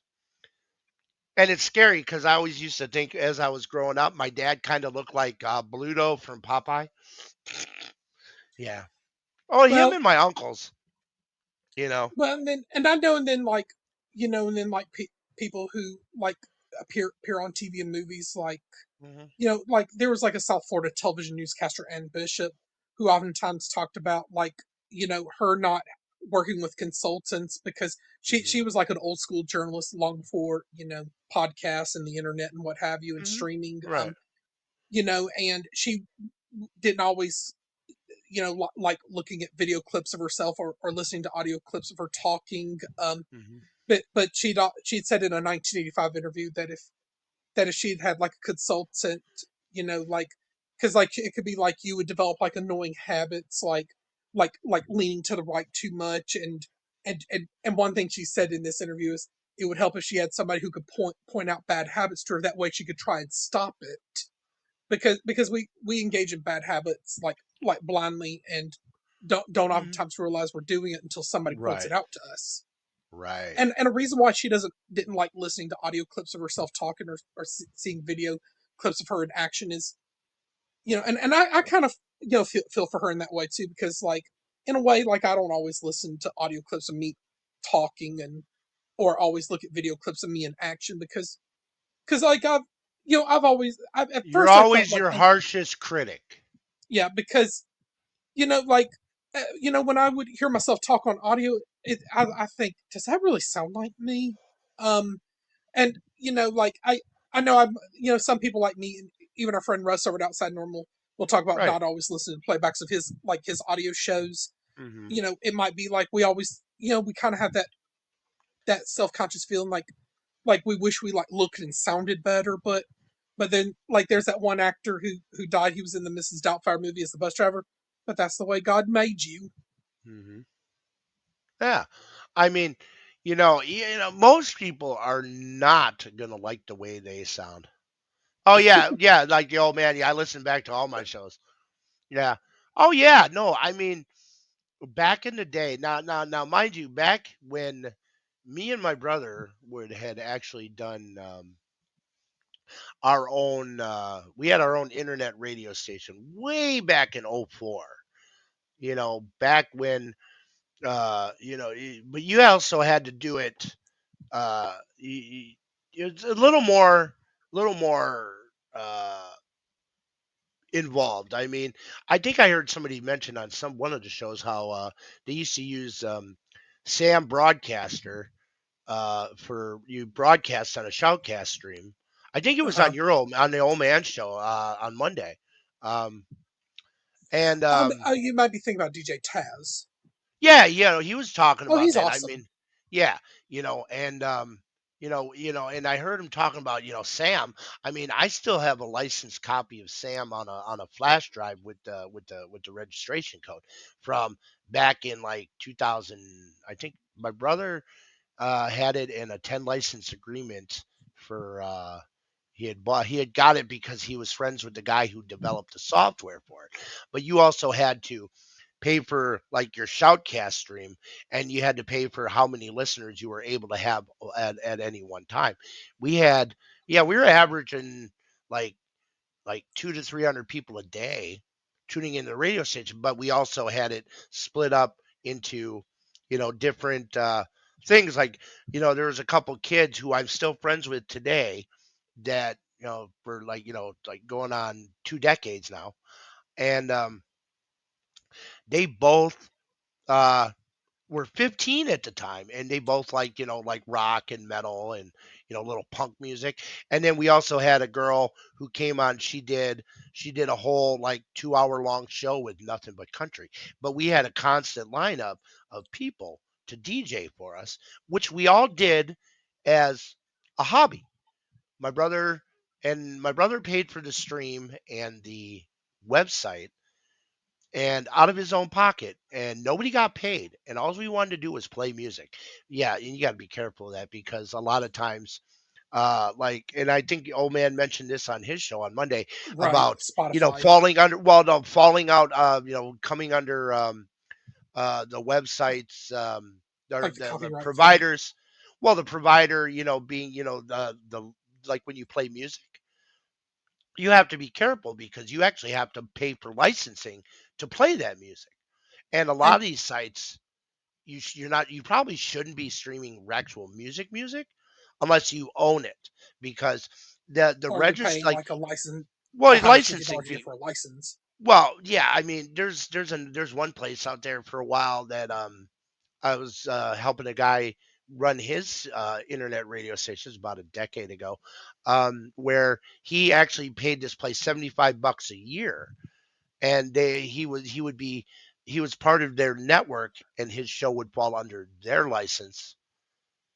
And they had a bunch of different like little radio stations that were set up to, um Uh huh. you know for so they would all fall under the umbrella of that license, which actually was kind of nice, because we had our first station up for about 6 months, until my brother ended up getting a letter from the Recording Industry Artists of America, the RIAA, and then also from CSAC, which is one of the biggest license holders for artists. They're one of the bigger groups that produce these artists, and they sent us a letter basically saying we had to shut our station down and not play any music or A any cease and songs, or we desist would get, order. basically, yeah, a cease and desist order, that we had to quit playing the music that their artist made, or they were going to have us fined $10,000 a day. Yeah. It was crazy. And then we thought we had everything under control and thought everything was good. And we tried it again. We lasted almost, I think, about 9 months the second time. And of course, the licensing kind of thing fell through. And, we got another cease and desist letter under a different radio station name that we were using. But yeah, um, I don't know. I kind of miss like some of the old school, podcasting uh, formats that I have used over the years. Excuse me. Um, like, I think they had mentioned Blog Talk Radio. And Um, I loved the format of Blog Talk. I had a show on there for, God, I was doing like, and it was kind of, I did it as, it was because I don't know if either one of you guys, like you or the old man sitting there. I know the old man might not know, but there's a platform on your it's kind of a virtual world called Second Life, and I used to do and it's kind of like, just imagine, kind of like, you all know what The Sims is, right? The Sims, where you play your little character, you build your oh houses, dress yeah. them up, yeah. Basically, we would call Second Life was basically The Sims on crack, because you can actually make money in that game when I first started. And that was 20 years ago. Um, and I only refer to it as a game because there's really no reasonable way to explain it, but or no easier, better, for lack of a better term. You could actually literally make money in in this virtual world. There's a woman in Second Life who actually made $1 million US because of this online virtual world by renting and selling land in the game. She made literally $1 million. Oh wow. Yeah. Yeah, and but I mean the way she went about it was kind of shady because she would like rope in these like gentlemen to be like, hey, you and I, we can buy this land. And then what she would do is when the land was like doing really well, like because in Second Life you can literally like rent land, like if you want to build something, and in building in that game is just crazy, crazy. I mean, if let's say you're saying, you know what, I'm going to build my own version of the Millennium Falcon and turn it into a home that I can live in Second Life. And oh yeah, See Monday all right. morning. Thanks for stopping in there, old man. Thanks. Have a good night. Get some sleep. Um, and it just they would, you wanted to build a Millennium Falcon and turn it into a home, you could. Um, you could and you if you wanted to design clothes, you could use like outside editing programs and make these clothes so that way you could literally sell them inside the virtual world. You'd have a place, you'd set up a store, people would come in and literally spend their real world money on in-game currency so they could buy stuff from you. I mean, it was crazy. And it's still going today. They and then there's a lot of things that are like, um they would we did there a lot of like role playing things in there too. I mean, yeah, most of them are pretty clean, good hearted stuff. Like, um, there was like Star Wars role play in there where literally you could buy, or if you were, you know, so inclined, you could create your own stuff for Star Wars, like lightsabers, blasters that, when you hit somebody, you Uh-huh. take damage. Or when somebody gets hit, they take damage. And, eventually, if you shot them enough times, kind of like playing a video game. Um, they also do wrestling role play in there. I Uh-huh. actually did that for God, like almost 10 years in there. Yeah. Yeah, you would go sit down, like they'd set up your match. It's kind of like, uh, uh, yeah. Well, uh, well, yeah. Well, I got I still guess got. you well I seen because your little note I know down you there. got to Yeah. watch the countdown clock. Well, yeah. No, I started it. About 10 o'clock my time, and it is now. So that was Uh, probably about 11. So it's 12:39 here. so about 20 minutes we got. So before we'll have to bounce out of here, but um. Because like I said, I don't want you to be caught off guard. Oh, no, no, But no, you'll no. get a I'm 2 minute watching the warning timer. though. Yeah, I'm watching the timer. So up in the corner here. But when it's yeah, like the wrestling thing, you and they'd set up a match, you and the person that you were wrestling with, you would sit there and literally plan out how your match would go and put it on a card, on a in-game note card that you would send in to uh the people who were doing the commentary for the show, and they would be on live voice in game or in the world as you're doing your moves. Like my character was, it's really weird. My guy looks like, at the time, he kind of looked like he had a China or Japanese name. He looked kind of like he was Mexican, and my name and it sounds like me. Totally freaked out. But I mean, my Uh huh. character was named. He was Ranma Yoshiro, and he was like 7'2", which I'm only like 6'2" in real life, and he weighed 275 pounds, and a bunch of his moves were, based on moves that basically someone his size shouldn't be able to do, but it worked, you know. So I mean, I did that in there. I mean, there's still wrestling. There's a ton of wrestling federations in there that still do a bunch of stuff like that. They've been doing it, and I haven't done it in almost. Well, no, wait, no, I wrestled for like 8 years, and then I literally, basically, because of my work schedule, I retired and just stopped doing it like about almost 10 years ago. So, oh no, about 8 years ago maybe. Hmm. So, you know, um, it's just, yeah, it's crazy. Uh, it's just a lot of people, but the amount of commitment to put into that, but you know, um, yeah, but like I miss like some of the older podcasting platforms. Like when I was doing the wrestling thing, um, for about 4 years, I literally did a show based Hmm. on Second Life and the wrestling scene. Like I would do like recaps of shows. People would send me, I had like four people who would literally send me note cards filled with, oh, so and so did this and this and this, and then I would like go through, and read off the results from all Uh-huh. these different shows during the week. And I did it on Blog Talk Radio. And Blog Talk, oh God, because you could you I would like do the show, Yeah. and people from inside Second Life, I'd put up a link in like one of the chat groups, and they could go and they would listen on the website. And it actually, because at the time you actually got a New York phone number that people could literally just call in if they wanted to come in, talk on the show.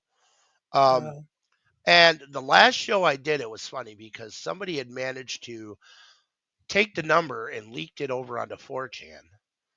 And these just trolls from 4chan came on the show. They're like, "Hey, uh, they'd be like, or they were just bagging me about, and it was all stupid shit like childish, you know, yeah. uh, oh hey,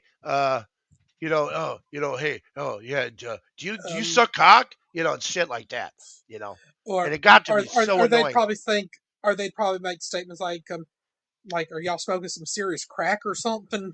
Mm. Well, you know No, what they Whitney just Houston wanted would to say troll about, us. yeah. Well, they But they but just wanted to but if troll they us, want to yeah. say that anybody's been smoking crack, you know what Whitney Houston would say? Crack Mm. is whack. Uh, Actually, that was Dave Chappelle, I think. Uh-huh. Yeah, Um, yeah. but Crack is a whack.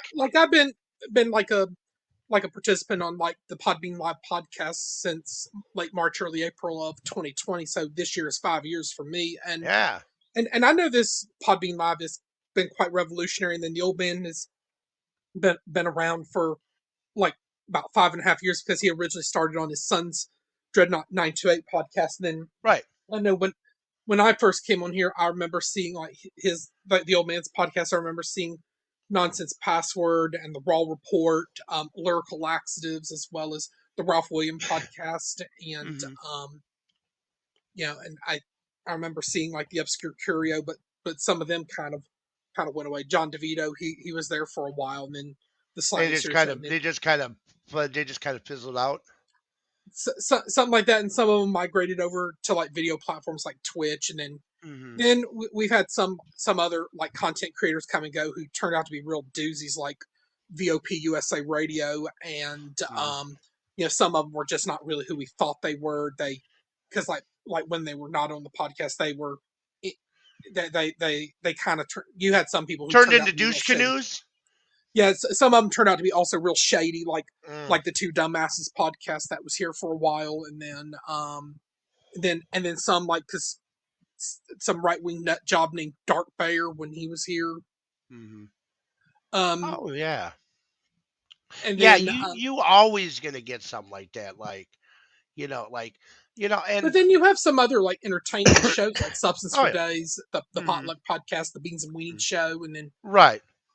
and I know you probably gonna have some people on Podbean who are entertained by like the beefs and conflicts and what have you, which I know some Right. people could just do without that. Well, And then and I know that politically you're kind of like left leaning, and I don't know if you've heard of Solid Blue Sister's show, My Turn to Talk, and if you've been in any of her shows or downloaded some of her past episodes.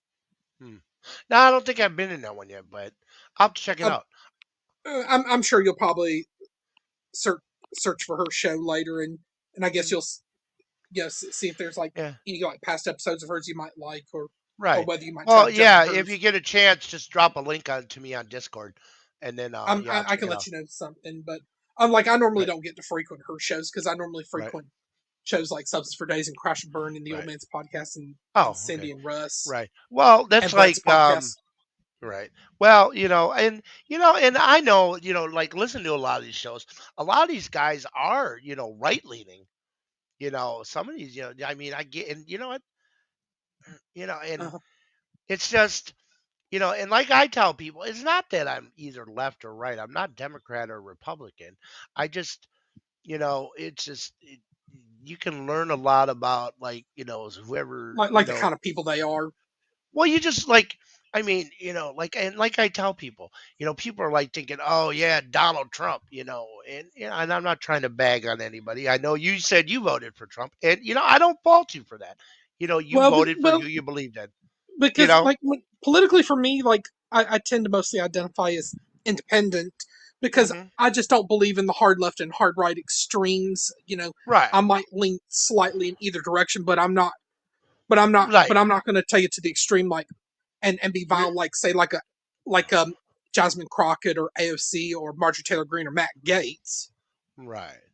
I mean, but it's just that it, people were like even back in the day. Now my brother and my mom are both literally registered Republicans now, Hmm. and the first two times they both voted for Trump. And when Donald Trump ran back in 2015 when he was started his bid for president, and my brother kept like just like, oh yeah, this and that and this and that. I'm like, dude, how can you say that he's such a great businessman when the proof is right there? I mean, the man, anything that man has ever put his name on has failed. And you look at it: Trump Airlines, Trump Shuttle, Trump Steaks, Trump Vodka, Trump University, all the casinos that he'd had that have all been bankrupted. The man filed bankruptcy 6 times. Everybody's trying to think that he's such a great businessman, but you also got to look into all the times that he stiff contractors. There was a Well, story going around where a guy he was friends with this contractor, and the guy hmm calls him up and he goes, hey, I got this really good job offer for like $3 million, but it's for Donald Trump. And the guy his friend goes, hey, don't do it. You'll get screwed. But the guy ended up taking it anyway. He did the job that was in the contract. When it was done, Trump and his lawyers fought that said that he didn't do things the way they were specified, and they fought and fought in court, and the guy spent so much money in court. When it got down to it, Trump's company said, "Well, we're not going to give you 3 million; we'll give you 1.3 million." And the guy's like, "Fine, I'll take it." He took the money, settled. ended up closing down his company, sold off all of his equipment, made sure that all of his all of his employees, all the contractors that he got material from were paid off, made sure everything was paid off free and clear, and then the gentleman went home and then took a gun and put it in his mouth and killed himself because he got screwed over that bad, Well lost then, everything. and then, and I know even Trump like pointed out when he was asked about it, like he he pointed out like he was exploiting the same legal loopholes and tax codes that other lobbyists use, which I'm really not in agreement with those shady practices either, because even our members of Congress, Republican or Democrat, could change the laws, but they won't do it because they love getting money from those lobbyist friends. Yeah, see, that's the one thing that I despise is lobbyists, and the But lobbying but of political legally officials they're needs to entitled be to do that, removed. But they need to stop that. That's the or there biggest needs to be problem. conditions put in place that they can't get rid of it. Well, I mean, look what happened with here in Wisconsin, and I don't care. People know. I tell everybody where I'm from. Here in Wisconsin, there was uh, just recently an election for Supreme Court justice. Now it's between um, this guy Brad Schimmel, Republican, and the Democratic candidate was Susan Crawford. Now, now even with Elon Musk, I mean, the guy gave him like donated like $25 million or something into, or $2 million or something maybe, or was it 25 million, one of the two. But he was Mhm. pumping so much money in, and the only reason is because here in Wisconsin there is an actual law that no automotive company can have any dealerships that are directly owned by the company. It has to be a third party. It has to be sold by a third party. That's why here you'll get, like in a lot of places you'll go, oh yeah, look, it's Maverick Chevrolet, or you know you know independent Dodge Chrysler Jeep. Um, I mean, it's mhm. it's like, you know dealerships are owned by independent. They're like franchisees, in other words. Right, kind of. Yeah. But Um, and I know when it comes to but campaign Elon Musk, finance, but Elon Musk wanted them to try. He figured if he could get Brad Schimmel elected, that he could get him in the Supreme Court here in Wisconsin, in the state Supreme Court, to change the rules so he could open up dealerships here. Because yeah, if you want a Tesla here, you have to actually go down across the border into Illinois to get one. And now, mind you, like here, it's not where I live in Wisconsin. Now I just live just south of Milwaukee, uh-huh. so it's like you want to go down into Hey, Illinois. Mr. Ray. Hey, what's happening? If you go Oh, down where's Daddy across the Hoffman? We border, need him, like your fellow Wisconsinite. yeah, But the thing, and another thing I would point out about campaign finance reform, like 15 years ago in 2010, the Supreme Court had a case called Citizens United versus the Federal Elections Commission. In that Mhm. case, basically pertained to like campaign finance, and the ruling turned out that like Democrat and Republican politicians can get like unlimited like donations from foreign and domestic entities, which Mm. and I'm on like the side of like Republicans and Democrats like Russ Feingold. I'm sure you're familiar with him, and Oh John yeah, yeah, yeah, McCain, yeah. Olympia Snowe, and Donna Right. Edwards, Okay. Yeah. Yeah. which questioning like what was the Supreme Court thinking.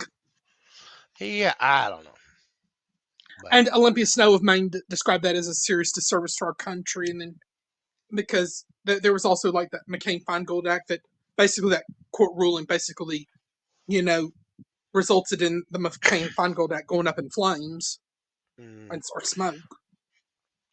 yeah, I know, but um, But that's probably a yeah, it's discussion just for another day, I guess. yeah. Well, yeah, but it's just and it's a lot of it.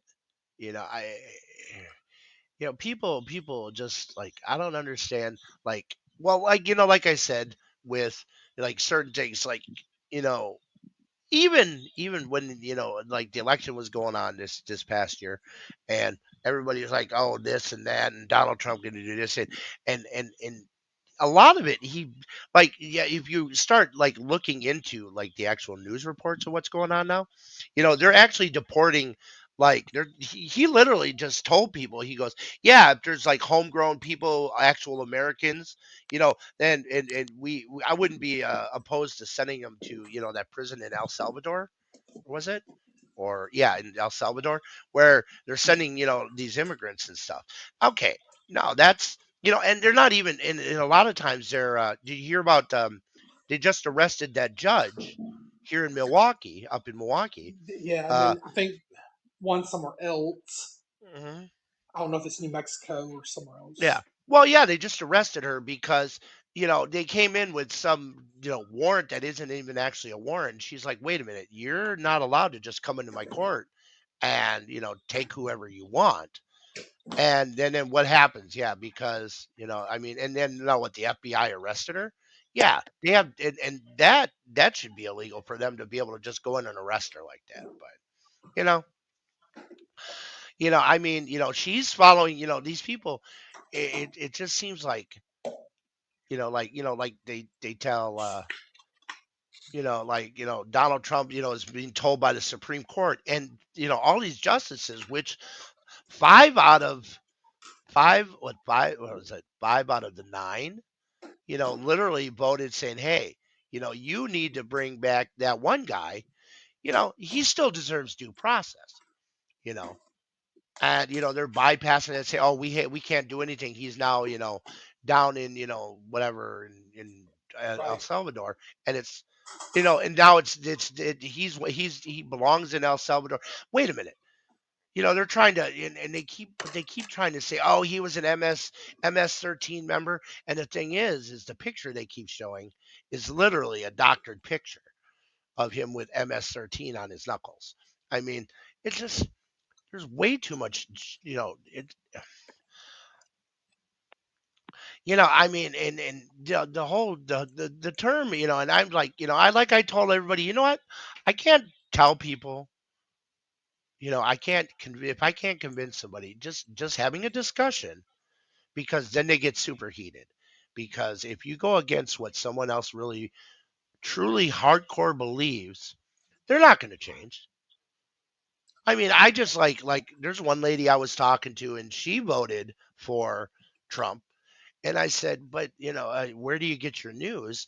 And they stick to places like Fox News, Right Side Broadcasting, OAN, um, and whatever Mike My Pillow is putting off on online. And I said, if you wanna just try listening to something else. Don't just constantly believe them, because I mean, I hate to say it, Fox News is kind of a joke. Because if you look, they're not even listed technically as a news organization. They're listed as an entertainment company. But it is what it is. You know, like I tell people, if you want to, like broad don't just listen to one side. Just take the time to listen to both. Like I tell people, I'm not a Democrat, I'm not a Republican. I listen to You both know, sides, and I will choose a candidate who who can make me believe that what they're selling me aligns with, you know, uh, aligns with what I believe. I mean, if it's a Republican, hey, whatever. You know, uh, oh, News Nation, yeah, oh yeah, I know Good they Morning have Bill America, O'Reilly and Geraldo Rivera there, and they even have yeah, some liberals there like Ashley Banfield and Chris Cuomo, right, right. Um, Elizabeth Vargas. but like I tell people, you want to listen. Like, I mean, I don't know how many podcasts people listen. We got like just under 2 minutes here. Um, but if you want to listen and kind of you know see something from the other, from like the other side of the aisle, the other side of the spectrum, check out the Midas Touch Network on YouTube. um I mean, their podcast literally is now the number one podcast, and beating out like the likes of like Joe Rogan, who was number one for like forever. And they built this network up over the last 4 years, and they're like getting close to like 5 million subscribers in 4 years on YouTube and across Spotify and stuff. Um, I tell people, hey, if you want to listen and get some, just a way, and listen, because they've been getting a lot of senators and congressmen on there and stuff like that. Just the Midas Touch. I mean, yeah, it's kind of like, what's the other one, TYT, who some of the hosts are okay, but yeah, but the Midas Touch, it's a pretty good little Like podcast. But there, I know there's like a liberal guy I regard as a friend. Like mhm, like I've never really actually like experienced him like talk openly about politics in front of mhm, me, and I've right. never talked politics in front of him either. Well, we got 20 seconds, so But I know you're probably getting about ready to have to shut this down. yeah, we got 10 seconds. So thanks for coming on, Eric. I'll let you know And when your we'll do one closing again line, of soon. course. And of course, hey everybody, have a good night and go fuck yourself. Peace out. Have a great weekend.